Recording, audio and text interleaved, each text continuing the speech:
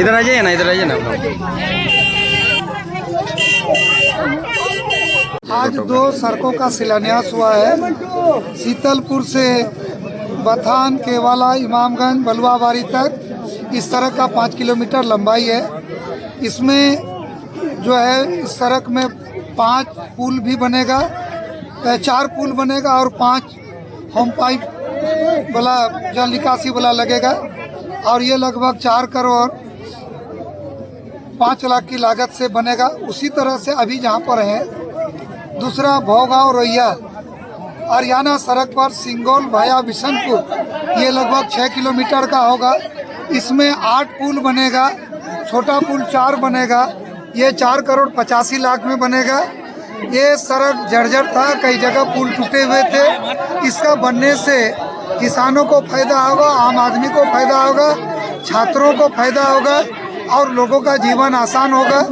तो ये हम लोगों ने संवेदक और इंजीनियर को कहा है कि काम शुरू हो गया तो ससमय ये सड़क बन जाए और इस सड़क का लाभ इस क्षेत्र को मिलेगा। हजारों लोगों की ये मांग है सर कि रोहिया पुल को लेकर के कई बार जो है स्थानीय लोगों द्वारा मांग की गई है, लेकिन इस पर अब कुछ राहत तक क्या हुआ इसकी जानकारी नहीं मिल पा रही। नहीं, देखिए हम एक नया 4 लेन NH का मांग किए हैं जो कटिहार, बस्तौल, रोहिया, खोपरा, आजमनगर, बारसोई, बीघोर, मकरा, बाहिन, रायगंज, बालूरघाट होकर बांग्लादेश तक लगभग ये 127 किलोमीटर का होगा। पिछले सत्र में 2022 में पार्लियामेंट में उठाए थे और फिर माननीय मंत्री जी से भी मिले और माननीय मंत्री जी का मुझे पत्र भी आया है कि विभाग को इसको दिया गया है और आने वाला दिन में इसमें ग्रीन फील्ड लैंड से जो अलाइनमेंट हमने आपके पास बताया पार्लियामेंट में बोले थे, तो इसका वीडियो भी समाज के सामने आया था, जनता के सामने। तो भारत सरकार ने इसको संज्ञान में लिया है और मुझे पूरा विश्वास है कि हम लोग प्रयास में हैं और इस प्रयास का फल मिलेगा।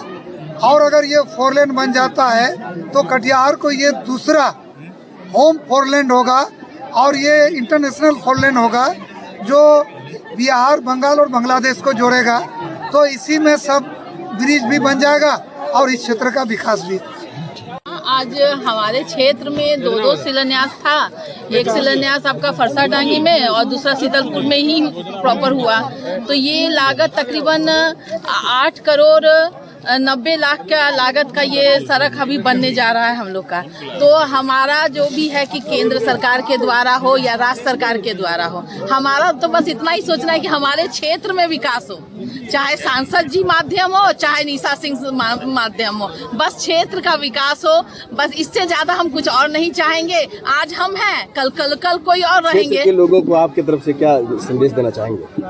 क्षेत्र के लोगों को बस इतना ही संदेश देना चाहेंगे कि जो विश्वास उन्होंने हम पे जताया है वो विश्वास को हम हर हाल में पूरा करेंगे और कहीं भी वो इस बात से निराश नहीं हो कि निशा सिंह कहीं पिछड़ेगी। निशा सिंह हर जगह आगे बढ़ के। 9 वर्ष के उपलक्ष्य में प्रधानमंत्री की तरफ से सड़क मुहैया कराई गई है, क्या मुख्यमंत्री की तरफ से कराई जा सकती है? मुख्यमंत्री जी अभी हमको बड़ी निराश कर रहे हैं, तो अभी मुख्यमंत्री जी की तरफ से हम कुछ आश्वासन अपने तरफ से नहीं दे सकते हैं। हम अभी अपने माननीय प्रधानमंत्री जी पे ही आश्रित हैं और उन पे ही आश्रित है और जो होगा मुख्यमंत्री जी भी लगे हुए ही हैं। बाय द वे उनके वजह से भी हमारा बहुत काम निकल जाए, हम ये ऐसा आशा करते हैं। मुख्यमंत्री जी से हम कई तरह का गुहार भी लगाएंगे कि मुख्यमंत्री जी हमारे क्षेत्र को देखिए और हम जो है विपक्ष में ही है पर विपक्षों का भी बात सुना जाए और काम को बढ़ाया जाए। चाहे खाद हो, अभी खाद की कितनी दिक्कत हो रही है, खास करके यूरिया की। तो यूरिया केंद्र सरकार से मिल रहा है तो कहाँ अटका हुआ है, तो राज्य सरकार में अटका हुआ है। तो वो भी हम मांग करेंगे मुख्यमंत्री जी से कि जहाँ ब्लैकमेलिंग हो रहा है, जहाँ पे आप अटका के रखे वहाँ से निकलवाइए। 2.5 गुना ज्यादा आपको खाद मिला है, जहाँ की हमारी लागत थी 4। जब राज्य सरकार से पूछा गया कि आपको कितनी यूरिया चाहिए तो आप लोग वहाँ से केंद्र राज्य सरकार ने बोला कि 400 लगभग के चाहिए। तो यहाँ जबकि केंद्र से 680 टन वो यूरिया मिला, तो कहाँ अटका हुआ है? अगर 400 टन आप वितरित कर दिए तो बाकी का 280 टन कहाँ पे अटका हुआ है? हमारी जनता क्यों बार बार इस बात के लिए बोल रही है कि खाद नहीं मिल रहा है, यूरिया नहीं मिल रहा है? तो कहीं ना कहीं राज्य में गड़बड़ी है। राज्य को सुधारे, देश तो बाद में सुधारिएगा आप मुख्यमंत्री जी। ये बहुत बड़ा क्षेत्र है और इसको मुख्यालय से जोड़ने के लिए विधानसभा में अब तक कोई आवाज नहीं उठाई। आप शायद न्यूज नहीं देख रहे। हम हर घड़ी कोशिश करते हैं, हमारा क्वेश्चन हम लोग मिलकर उसको करते हैं। कुछ उसके बाद का कुछ बड़ा काम होता है जो राज्य योजना का है, राज्य सरकार का है। PWD रोड से लेकर के मुख्यमंत्री सड़क तक, मुख्यमंत्री सड़कों के आरेखन का ब्रिज तक, इनका अनुशंसा अमूमन हमारे विधायक ही करते हैं। उसी तरह से भारत सरकार की जो योजनाएं होती है, चाहे वो NHAI हो, राष्ट्रीय राजमार्ग का कोई सड़क हो, NH हो या फिर प्रधानमंत्री सड़क हो, तो इन सारी चीजों पर जब बैठक होती है तो उसकी अनुशंसा सांसद महोदय के माध्यम से जाता है। और हम लोग खास करके जब चुनाव जीते उसके बाद प्रधानमंत्री फेज 1 में तो प्रधानमंत्री सड़क बन गया, फेज 2 का काम में राज्य से प्रस्ताव में गया तो फेज 2 रुका हुआ था। तो फेज 2 में हम लोग कुछ गति दिए तो रोड तो हम लोग उतना नहीं ले सके, लेकिन ब्रिज लिए। पिछले साल हम लोग भारत सरकार से कटे हुए प्रधानमंत्री सड़क में या सड़क के आरेखन में, सड़क के बीच में जल निकासी का कमी है, तो 56 ब्रिज हम लोग लिए थे, जिसमें इस प्राणपुर प्रखंड में हम लोग 6 ब्रिज का शिलान्यास किए थे, जो ब्रिज लगभग बन करके तैयार है। 7वां ब्रिज आपका वो है, क्या होता है, सोंदा घाट, और उसके बगल में भी वो छोटा सा है, वो 8वां है। तो इस प्रखंड में हम लोग लगभग 8 ब्रिज उस समय बनाए थे।